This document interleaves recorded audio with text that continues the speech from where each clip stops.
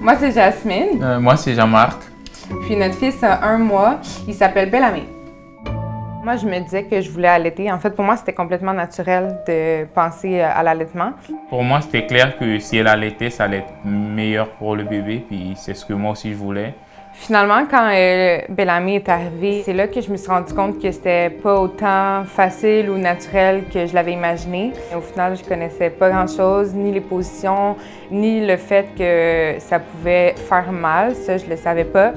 Donc, au début, j'ai eu des ampoules de lait sur mes seins. J'ai eu une mastite. Ce que je trouvais plus difficile, c'est que j'avais l'impression de ne pas être comprise parce que ça fait vraiment mal. Puis des fois, je sais pas, quand on essaie d'exprimer que ça fait mal, je sais pas si les gens réalisent vraiment, en fait, la douleur que ça fait ou comment qu'on peut se sentir.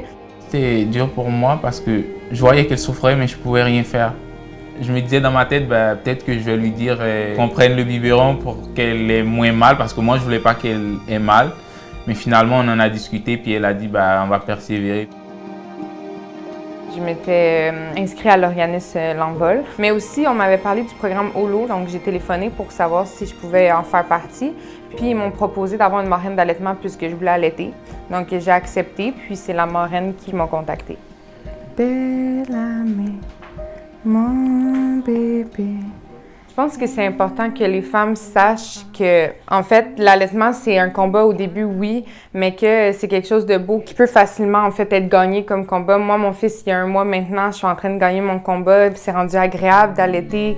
Fait que je veux vraiment vous encourager à vous dire que, oui, ça peut être difficile, mais essayez de vous entourer, de vraiment faire en sorte que vous ayez du support. Aussi, votre conjoint peut vous aider grandement. Moi, s'il n'avait pas été là pour m'encourager, pour me dire « Non, mais regarde, t'es capable, abandonne pas, on va y arriver », peut-être que ça a été plus difficile.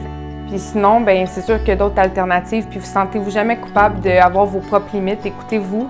Puis quand que c'est vraiment trop, allez chercher de l'aide. Puis les gens vont vous diriger pour faire le meilleur pour vous puis pour votre bébé. De toute façon, vous êtes une bonne maman. Vous savez exactement ce qu'il y a de bon pour votre bébé. Ça, c'est sûr et certain.